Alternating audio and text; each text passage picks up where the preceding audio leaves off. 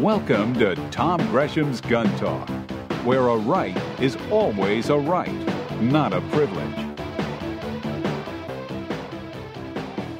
Hey, welcome. Tom Gresham here. It's Gun Talk. We're going to be talking about, well, guns and gun politics and your range reports, anything you've been buying or shooting or selling or just stories. That's all we're doing. We're swapping stories around here. If you'd like to be a part of this, just give me a call, 866-TALK-GUN, or just dial Tom Talk Gun. That will certainly get you in here. We are 9 days away from the federal ban on or confiscation, if you will, on bump stocks going into place. There are a number of lawsuits making their way through the courts trying to stop this. At first, a lot of gun owners said, hey, I don't care. That's not a big deal. I don't have one. A lot of them still say that, but a great many have looked at it and said, wait, back up. This actually does mean something to me, even if I don't own one of these, even if I think they're silly, even if I think they're just toys, mostly because of the way it was done, where the ATF says, yeah, it's fine, you guys can own them, it's not illegal, and then flip it around and go, whoop, sorry, yesterday it was legal. Yesterday it was legal, and on March 26th, it becomes illegal, and you become a felon. Well, if they could do that to them, could they do that to anything? I don't know. Let's find out. We're talking with Adam Kraut. He is an attorney working on this bump stock ban lawsuit with the Firearms Policy Coalition. Adam, thank you so much for joining us. You're welcome. Thanks for having me. Absolutely. So kind of bring us up to date. I know there are a number of lawsuits in the works, and you have one of those. Where does this stand as we are 9 days away from this going into effect? Sure. So our lawsuit currently, we had a motion for preliminary injunction at the district court level. The district court denied it, I want to say it was about 2 weeks ago at this point. We immediately filed an appeal on the denial of the injunction up to the Court of Appeals for the District of Columbia Circuit. We've been through our briefing schedule on that already. It was about a 2-week brief schedule with oral argument coming up this Friday on it. So that would be on the 22nd, just 4 days shy of when this regulation is supposed to go into effect and, make bump stocks illegal to possess. So we're on a fast track here to hopefully get a decision out of the circuit court prior to that. That's cutting it pretty close, 4 days there. So if what you're trying to do is basically to get the court to order a stay to basically say this law does not go into effect, is that what's going on? Yeah, so a preliminary injunction, essentially the purpose of it is just to maintain the status quo so that nothing changes, and then you can litigate the underlying merits on it so that the court can take its time to decide whether or not, it was an appropriate action, it wasn't an appropriate action, but you're not depriving people of their property in the interim there, or, in this case, it would be totally, because at that point it would become a machine gun, and as I'm sure you and a lot of your listeners are aware, you have to have it either turned in or destroyed by the 26th in order to not be a felon. And one of the things that, being a layman, I'm not, not a lawyer, don't play one on TV.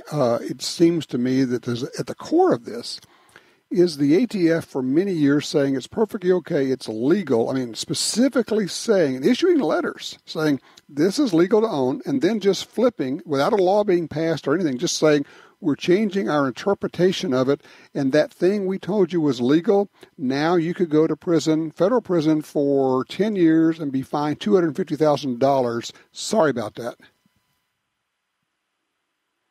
Yep, correct. ATF essentially said that they went back, and when they looked at how the terms automatically and single function of the trigger were being used in the statute, the letters that they had previously issued didn't have this legal clarification that they're now saying brings bump stocks into the definition of a machine gun.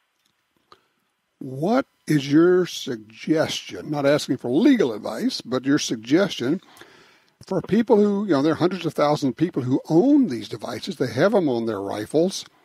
We're now 9 days away from this. What should they do as of today?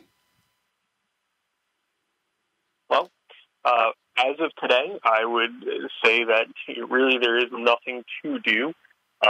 Obviously, the final rule goes into effect March 26th.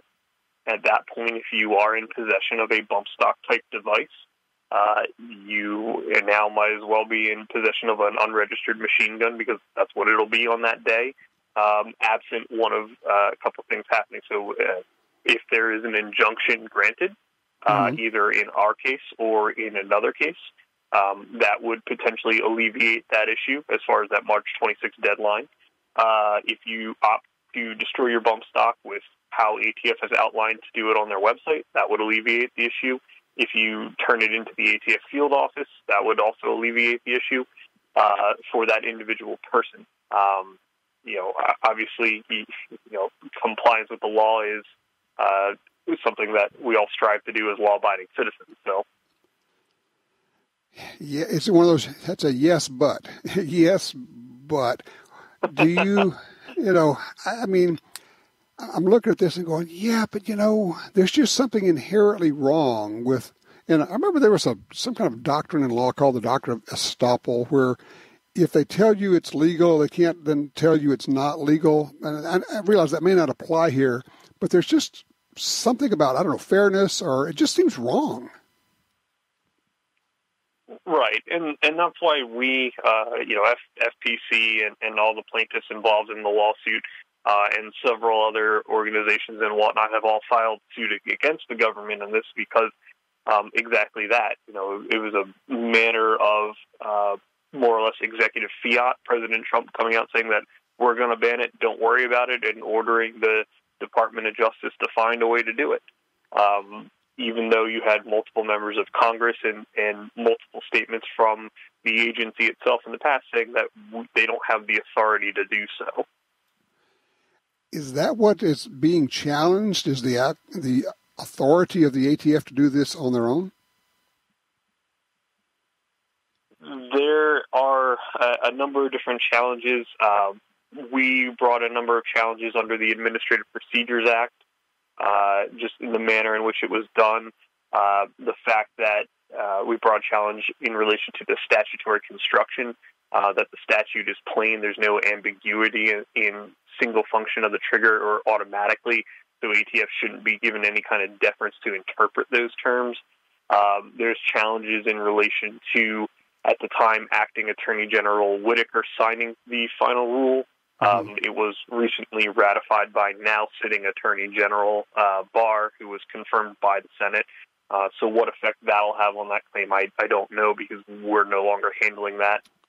There's an attorney who's been in front of the Supreme Court numerous times. I believe he's been there 42 times, argued cases in front of the court. I want to say it's the third most or fourth most in private practice in the history of the court. So there's a very competent individual handling that argument. Okay. Well, it sounds like to me that if you have a bump stock, the thing to do is just don't do anything for right now, because we will know on the day of, or the 26th, whether it has been ordered to, a stay or an injunction has been ordered or not. If it is not, then you comply with the law and, destroy it or turn it in. And if it has, you can hold on to it and wait for the underlying legal challenges to go forward. Does that sound about right? It would be prior to the 26th. So I would tell you, if there's nothing out by around 11 p.m. Eastern Standard Time on the 25th, it's time to start thinking about divesting yourself of your property there. So basically at midnight on the 25th is when it goes into effect. Well, it would be the 26th at that point, so yeah. Right. But until then, there's still some time left.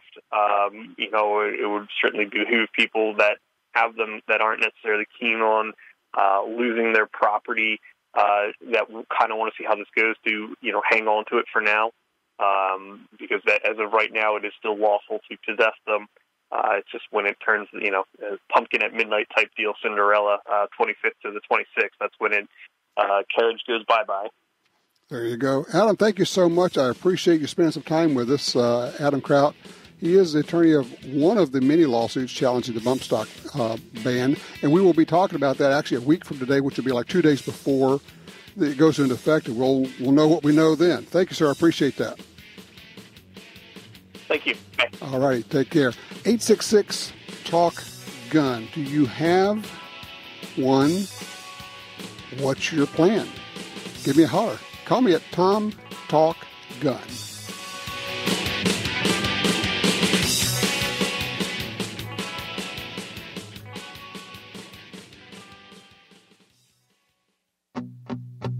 The new FN 509 midsize 9mm pistol is now part of FN's legendary concealed carry lineup, and it is a natural fit.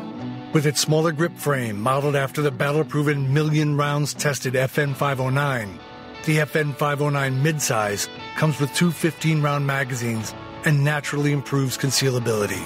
Available at your local firearms dealer. FN, the world's most battle-proven firearms. Hi, this is Tom Gresham from Gun Talk. America is losing critical wildlife habitat at a rate of one football field every hour. It's happening on the Louisiana coast, but it's critical to all sportsmen and conservationists. These precious wetlands provide winter habitat for more than 10 million ducks and geese annually, waterfowl that migrate north through dozens of states. Don't shrug it off. Get involved. You can help. Visit vanishingparadise.org. The next big thing for the AR-15 has arrived. The Brownells BRN 180 Upper. A modernized version of the Armalite AR-180, featuring a 16-inch barrel, a 223 wild chamber, and a full-length pick rail. The BRN 180 skips the buffer system to allow complete function of the firearm with the stock folded or extended. Best of all, the Brownells BRN 180 mounts to any mil-spec AR lower. Visit brownells.com today. Founded with the singular purpose of building fine sporting firearms, Kimber creates a handgun for every person and a rifle for every adventure. While embracing modern manufacturing techniques, every Kimber depends on practiced hands for assembly, fit, and finish. There's no compromise in features, materials, or performance. Synonymous with quality, precision, and excellence, and made in America. Kimber is what all guns should be. Visit KimberAmerica.com. That's KimberAmerica.com.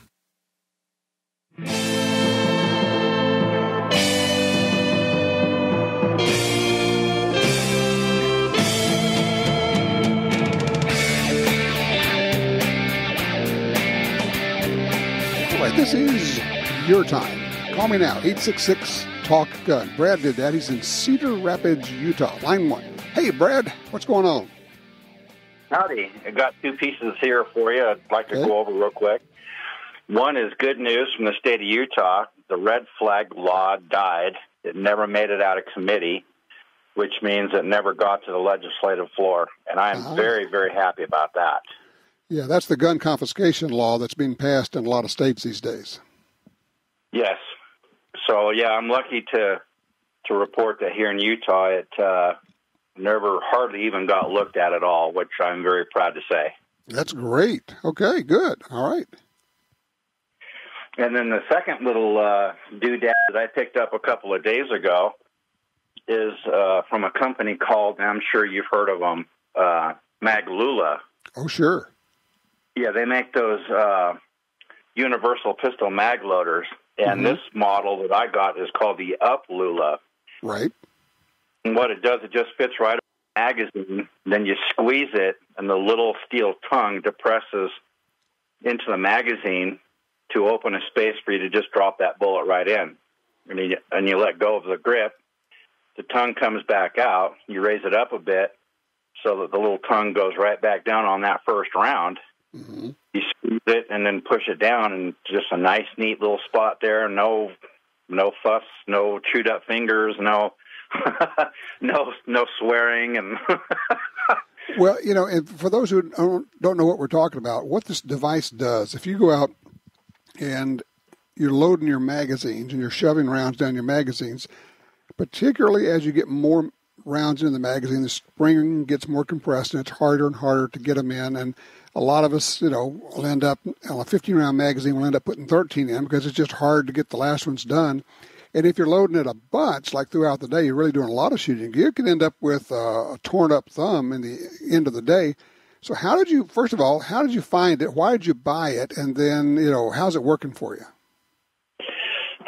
Well, I found it at one of the local gun shops here in Cedar City, and I bought it because just for that very reason, going out to the range and getting my thumb chewed up and just literally becoming so fatigued just from loading the gun that at the end of the time that I was shooting, I was getting a little bit sloppy because I was so fatigued.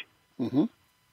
And what was that last question? I'm sorry. I mean, I gather that sounds like you really like this thing. Oh, I love it. In fact, when I was using it, I thought, no, this is too good to be true. It was just working so well. And they're not terribly expensive, if I remember, like, I don't know, $20, $30, something like that? Yeah, this one was $35. Okay. Yeah, not bad at all. And the thing is, it'll last forever. Oh, yeah. It's wonderful. You know what? I would pay $50, $60 for something like this. I really would. It's just really saved everybody out there on the range from having to listen to me start to express things in ways I shouldn't. And of course, the other thing that happens, I've seen it happen a lot, is you have it, and then you take somebody else out with you, and then all of a sudden that person's borrowing it, and everybody's using it, and then eventually you're going, okay, everybody's going to have to get their own here. Oh, absolutely. In fact, I stopped by a friend's house and let him take a look, and he went out today and got 2 of them. Yeah, I'm not surprised. Hey, that's a good range report, Brad. I appreciate that, sir. Take care. Let me run down to Matt on line 2. He's in Arizona. Hello, Matt. Talk to me about bump stocks. How you doing, Tom? I'm really curious about this because it concerns all of us. I don't care if you own one or not. I don't, but, what does it lead to next? But anyway, my concern is there's going to be a lot of people out there not turning them in. And what I'm wondering is if they start checking in a database on who all owns AR-15s or AK-47s, that they'll go be checking in on them to see if they've got them. Because it's an unregistered item. Yep. I just had a thought. It's connected to what you're talking about, but I'm expanding it a little bit. First of all, I don't think they would go start checking, because there are, 10 million plus ARs out there, and maybe 500,000 bump stocks have been sold, maybe. But here's a thought. We have the Hughes Amendment, which was 86, which basically, and Ronald Reagan did it, which was bad, which basically said you can't own a machine gun made after 86. I mean, you can own machine guns before that, and they have to be registered, but if it was made after 86, you can't own it at all. Way back in history, there were 1 or 2 times when they did an amnesty period where if you had an unregistered machine gun, like old war surplus or something, even if it was unregistered, you could come in and get it registered. This might be, I'm trying to figure out a way to make lemonade out of this thing. If they end up going forward with this and the ban holds up, it might be a case where Congress would come back and say, let's do another amnesty, and be an amnesty for all NFA items. If you have any NFA item that is not registered, no harm, no foul. Here's 90 days that you have to come in and do the paperwork on it, pay your $200, and basically you could get the NFA $200 registration on bump stocks. Now, one of the problems is they don't have serial numbers on them, but I don't know. I'm trying to think of a way to make lemonade out of this lemon should it go forward. And let me tell you, there are, I don't know how many, but there are a number of collectible full auto guns out there that people have not been willing to destroy because they know there's value in them, whether it's historic or monetary, something that Granddad brought back from World War II, and it's been in the family, it's been in the attic, whatever. Never got registered, they missed the deadline, and now what do? I mean, I've been approached by people who say, look, I've got one of those. And I said, look, I don't want to know about it. They said, well, what can I do with it? I said, you can drop it in the lake. It's all I know. I don't know anything else you can do. I appreciate the call, sir. Let's see. Yes, we have time. Line 3, Grant's with us out of Kansas. Hello, Grant. Yes, I called you here a while back and asking you your choice of a 264 Win Mag or a 257 Weatherby. Right. Well, and you suggested I look at a 6.5 Creedmoor, and I said, no, I don't want that. Okay, what'd you get? I ended up with a Weatherby Vanguard in a 257 Weatherby. That's a great caliber. And that sucker is a tack driver. Well, not only that, it is fast as a bolt of lightning, too. Yes, I shot two wild pigs with it. And? Shot them both in the head. Mm-hmm. And they never squealed. I mean, it was over with. Yeah. So quick, they never knew what hit them. Yeah, the 257 Weatherby caliber is underappreciated how good it is. What weight bullets are you shooting in it right now? Well, I'm still in the playing stage with it. Mm-hmm. I've got some 85 grains that come with the rifle. Mm-hmm. I've got some 117 grains, and I've got some 100 grain. I used the 100 grain bullets when I was on the pig hunt. You know, and I will tell you, some people are going to disagree with me, but if I could load that up with partition bullets, nozzle partitions, or some controlled expansion bullet like that, that would be a great elk caliber, too. You know, there's people telling me that would do elk. Oh, yeah. I have some reservations about that at that light of the bullet, but it might do it. I've got a 300 Win Mag for that. So I can tell you it will. I know a guy who has killed more than a dozen big bull elk with a 257 Weatherby, and he just drops them like a hammer. It's an amazing caliber. You get the velocity, and then you combine that with a good, well-constructed, tough bullet that will penetrate. You got to have some penetration on elk. Shoot them in the right place, then it's just a case of sharpen your knife because it's venison time. What have you been buying? What are you thinking about buying? What have you been shooting? Love to get your range reports. 866-TALK-GUN. I'm Tom Gresham. This is Gun Talk.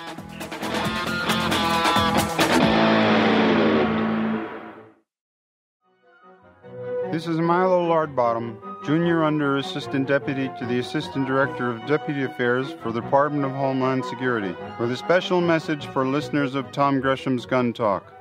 We know who you are. We know where you are. You're right by your radio. We have special cameras that can see into your radio. I have a special monitor built into my aluminum foil helmet. We are watching you, so don't try anything funny, Buster. Hey, when do you want to spot the burglar? When he's casing your home or after he's in? Ask John, whose Blink camera alerted him to burglars trying to break in while he and his family were home. Or Shannon, whose Blink camera caught a thief stealing packages. Both times, Blink video clips were sent to the police to help convict the crooks. Blink motion-activated indoor and outdoor cameras are wire-free, set up in minutes, and run on 2 AA batteries that last up to 2 years. And if you're traveling, Blink's live feed option lets you monitor your home and check in on pets from anywhere using the Blink smartphone app. No contracts, no subscriptions, totally affordable, and Blink works with Alexa. Blink cameras systems make great gifts, and they're a brilliant way to monitor your package deliveries. Visit blinkprotect.com/guntalk. blinkprotect.com/guntalk. Blink is an Amazon company. Let's go to line 2. Dennis out of Houston, Texas. Dennis, what's on your mind, sir? Hey, Tom, I just wonder if the ATF would find it humorous if I walked in with some belt loops off some old jeans and turned them in as opposed to belt stocks. Well, for those who don't know, when we're talking about the bump stock deal, a bump stock allows you to do something called bump fire. Basically, the gun bounces back and forth, and you pull the trigger each time the rifle goes forward. For many, many years before there was such a thing as a bump stock, people did the exact same thing with the technique by hooking your thumb into your belt loop, and you hold the rifle in such a way that you can fire, and it does the same thing. Have you ever done bump firing using your belt loop? Yes, I have. How'd it work? It worked all right. I mean, probably got a little bit less desirability I wanted, as opposed to a true M16 or something. Well, that's it. It's not a machine gun, and nope. it's a technique. Yeah. And Jim says, "Hey, you can do it with a rubber band as well." Yes, you can. There's a lot of different ways to do this. This is, of course, just a political reaction to the events in Las Vegas It is an unfortunate reminder that Donald Trump, while he is good on some things, he is not a real gun guy, and he's not a real gun rights guy. And he's willing to give away stuff. So, I mean, he's better than the Democrat alternative, but he's not a super gun rights guy. We have to keep that in mind. I mean, he basically has to be led. In this case, I think he got led the wrong direction by the NRA, frankly. So there's that. Hey, I appreciate the call, sir. Hey, just came in. This is out of Georgia. They had a shooting at, I guess, a Wells Fargo office. This is from the police department. I'm going to read this. It's pretty good. This is off their Facebook page. This morning at about 11:40, our 911 center received an emergency call of shots fired on the corner of North Main Street and Academy Street. Multiple officers responded to the scene and located the female victim, 45-year-old, I'm not going to give her name out, lying on the parking lot of the Wells Fargo Bank. Also in the parking lot was the suspect, 58-year-old, I'm not going to give his name out either, who was immediately handcuffed and secured by officers without incident. Here's where it gets interesting. At the time of the shooting, an armed witness who was driving by the bank heard the shot, got out to help, confronted the suspect, ordered the suspect to drop his weapon, and waited until our officers arrived on scene. A semi-automatic handgun was recovered at the scene. The victim of the shooting passed away. Let me see, I'm going to go down to the bottom, and it says, from the police department, a quick message to our community members who carry firearms. Please keep in mind that if you intervene in a similar situation, once uniformed officers arrive, please, that's in all caps, put your weapon down and comply with them until we have things under control. We had no issues with that today, but it is a good time for a reminder. Excellent work on the part of everyone. But it is a good reminder, as my friend Masada Yub says, remember, the police cannot see your halo as they roll up, so they don't know that you are the good guy or the good gal, all right? Line 4, Roy's with us out of Missouri. Roy, what's on your mind, sir? Yes, I have taken a 20-gauge Ithaca. That was a model SKB Model 100 to a gunsmith to have a Cerakote finish put on it. Okay. I'm going to hand it down to my granddaughter, and in the headset, it was worn. I've used it quite a bit. The gunsmith checked it over very, very thoroughly before he accepted it. I'm going to charge you $225 for that Cerakote. Okay. Go ahead. Okay, he calls me sometime just a few weeks ago and said that the gun had the solder on the sight had melted, and he had to have it sent off to re-solder that. And going to charge me an additional $375 for that. What? I've talked to several people. It's kind of the general opinion, and even two gunsmiths, that it was his fault that he got it so hot to put the Cerakote on that he is the one that melted that. Well, two things. One is, yeah, he should cover that, but number two, he should never have encountered any kind of cost to that without checking with you first. Once he quotes you a price, that's the price. You don't get to just crank it up just because, something happened. Whether or not it's his responsibility to pay for it, he doesn't get to just obligate you for an additional cost on the deal. Well, he had to go ahead and do it. Because if it wasn't re-soldered, it'd just be a pile of white parts. Is this just the bead on the side, or was it the rib came off? The whole rib. Oh, I see what you mean. Yeah, okay. And the thing is, he checked that gun over very, very thoroughly before he took it.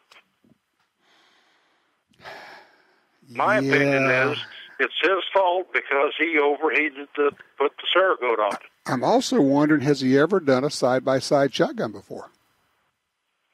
I cannot answer that. A lot of these guys are new shop. Yeah, a lot of these guys are doing a lot of Glocks and ARs, and they've never seen a side-by-side twice-barrel shoot gun. They don't know about silver soldering on the rib. They don't understand what would happen, and they just put it through the process. And you know what? I would say, dude, that's what you end up paying for your education. You just bought your education there.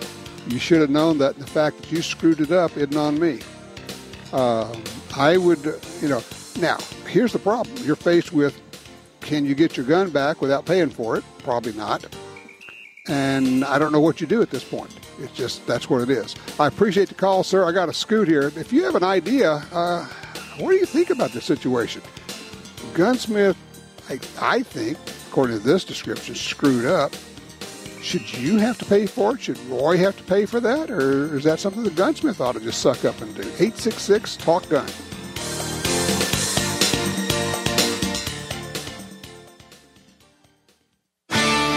Used guns can be a great value, but you have to know who you're buying from.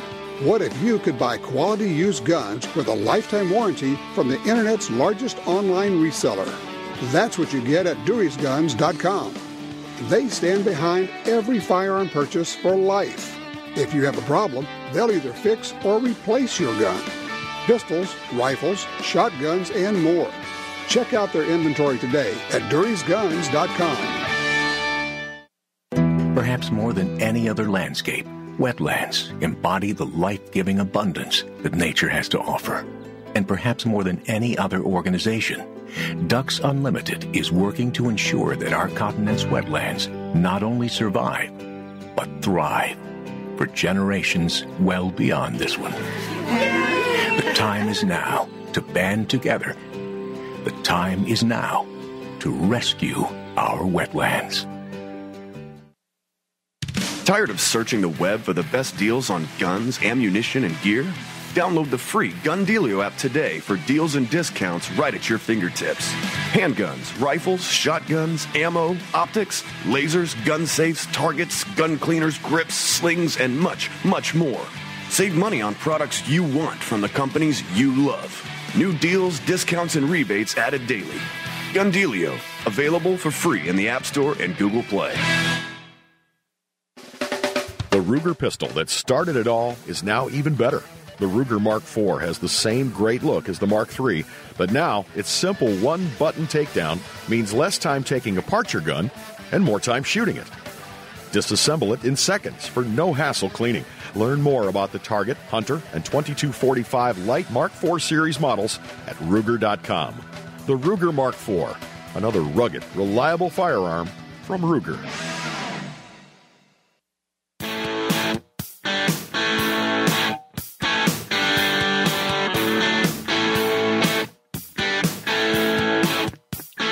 Here's a heads up for you. Story out of Miami. 2 men posing as FBI agents to a home invasion. Got a bulletproof vest on, got FBI on it, wearing the cap, doing the whole deal. I'm looking at the pictures posted from the security camera. Brings to mind something we've talked about in the past, and just a reminder to you. First of all, you need to have some kind of a camera system at your front door, so you don't have to go to the front door to see who's there. Right? Someone's ringing your doorbell. You don't go to the door to find out who's at the door. That's a security risk. I don't care who's there. Number 2, if you check your camera, and maybe you got one of those systems where you can talk to them, who is it? It's the police. Then what you do, you're going to get some delay going. Oh, okay, you know what? I just got out of the shower. It's going to take me 2 or 3 minutes to get there. Just hang on, guys. I'm coming, okay? Let me get dressed. And then you immediately pick up your phone and call 911 and say, I have people at my door who are saying that they are police officers. Can you confirm this, or can you send an officer over here to confirm that that's who's here? And you don't go to the door to people who look to be police officers until you have independent verification that they are, because the bad guys are now dressing like police officers, or in this case, FBI agents, okay? It's not showing any disrespect to police officers. It's just a smart thing to do. But by all means, have some system where you don't have to go to the door, and most certainly never, ever, ever open the door to find out who's on the other side. If that's what you have, then you need to change your system, all right? I mean, simple as that. Let's talk with Jason on one out of Williston, North Dakota. Jason, talk to me about this 2545. Yeah, I was just curious on your thoughts on it. I've heard that it's outperforming the 300 blackout, so that's why I was kind of curious. Yeah, it's one of those. Yeah, maybe it's a 25 caliber, 223 necked up to 25 caliber, essentially out of an AR. It is a cartridge. It's a solution in search of a problem. Is what it is. If you're just really keen to have a 25 caliber bullet coming out of an AR, cool, you got it. Otherwise, why do it? Lots of luck finding ammo for that thing.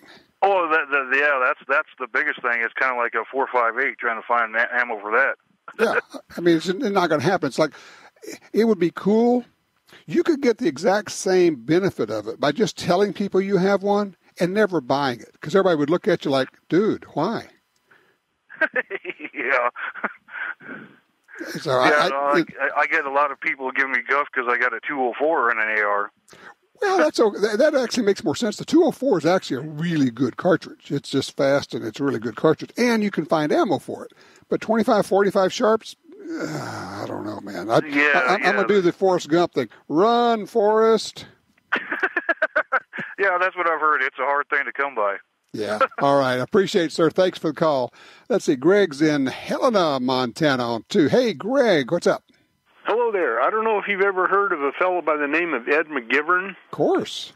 Oh, okay. Well, he lived in Lewistown, Montana. Right. And he died in 1957, but he was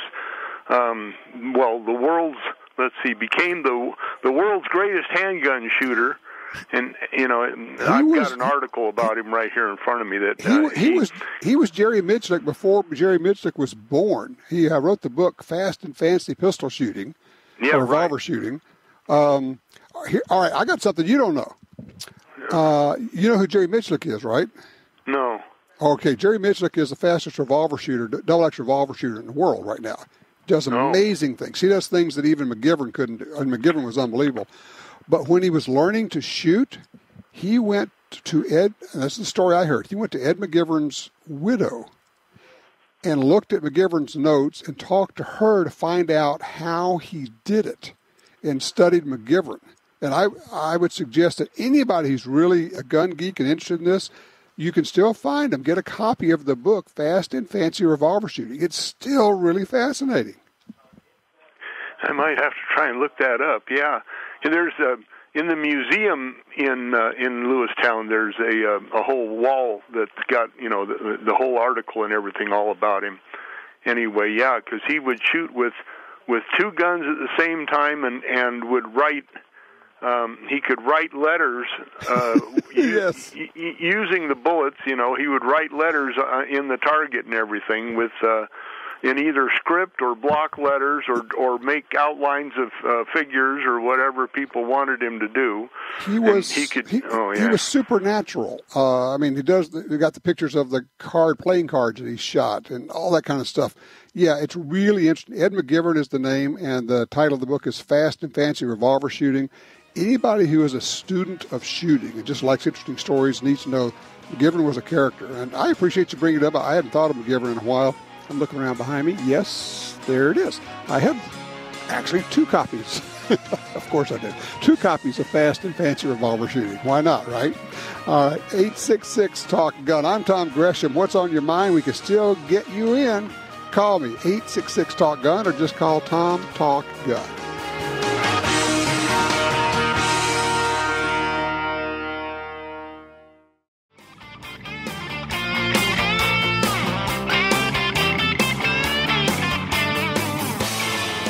All right, back with the 866 Talk Gun. Flip through the Ed McGivern's book of Fast and Fancy Revolver Shooting. Actually, it was republished in 2007 by Skyhorse Publishing, my friend Jay Cassell over there.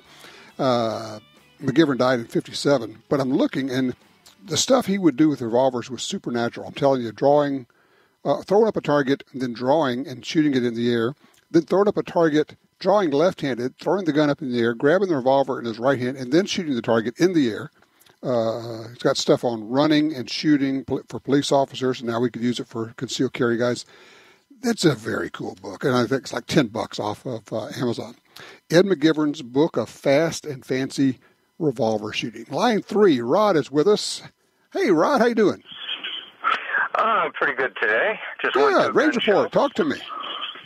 Okay, about 3 or 4 weeks ago, I bought a Kimber Ultra Carry 9mm 1911 with, I think it's got a 3 1/4 or 3-inch barrel. I think it's 3-inch barrel.